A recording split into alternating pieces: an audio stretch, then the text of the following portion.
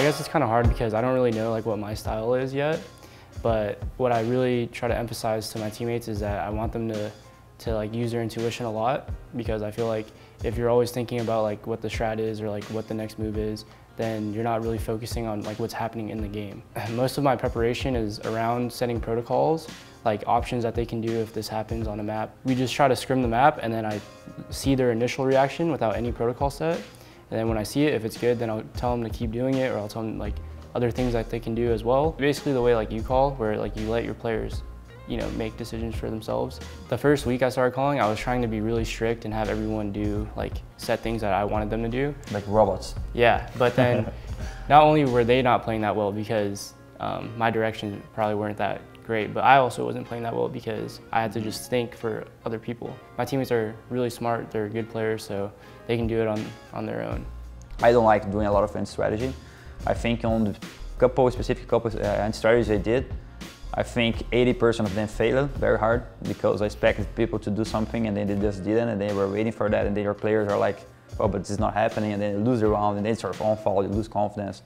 But I think it worked pretty well for some other times.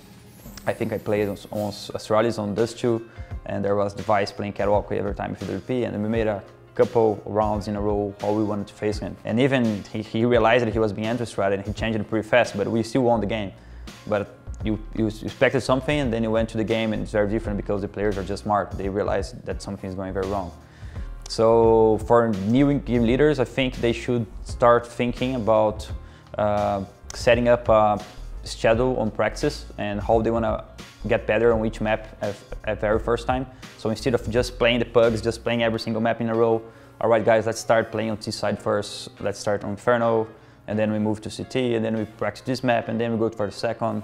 So if you're a new game leader, try to go piece by piece, side by side, and try to have open discussions on how your team is doing. Keep the players very calm, because sometimes you're gonna lose, and then some player is gonna say, this guy is too bad, he can't play with us. And then actually, it might be not his fault. You're just blind, you just can't see what's happening, you just can't see the whole picture.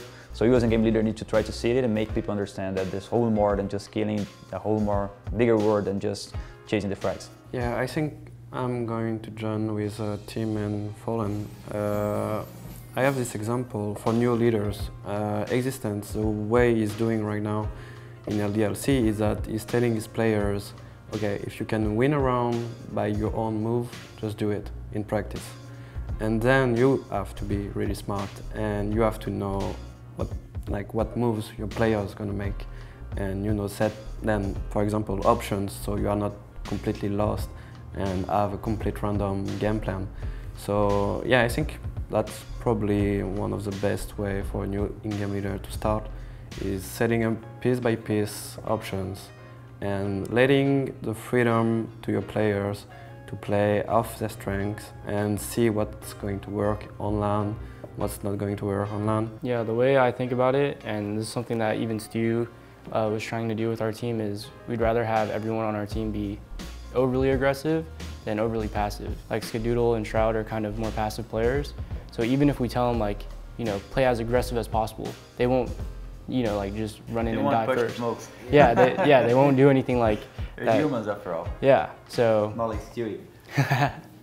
Yeah, he's pretty good though, pushing through strokes. But I mean, it's just instinct. It's like Phelps. Some players they just see the game a different way. Exactly. And so like the fact that I know how like Shroud and Skadoodle like view the game, I can try to like push them out of their comfort zone, and I feel like that will benefit the team. And basically what Existence tells his teammates, like if you see an opening, I want you to take it, and if it doesn't work, it's okay.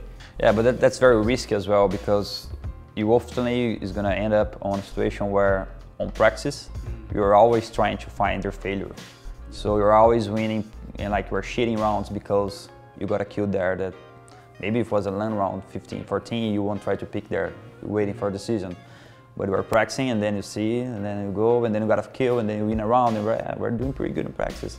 And then you go to the match, you don't have the same balls or don't see the same opportunity, then your team is, you're actually playing against your team during the practice. So that's very risky when you play on a very freestyle like this, in my opinion at least. Yeah, but that's where you have to be smart and know what is not going. So that's why it's really like it puts much pressure on the leader. But if it works on, I don't know, 3 maps, 4 maps, and you get the feel of it, you can like replicate it on other maps, on other positions, and well, if it works, because it's one method out of 1,000, it's definitely like a great way of seeing the game.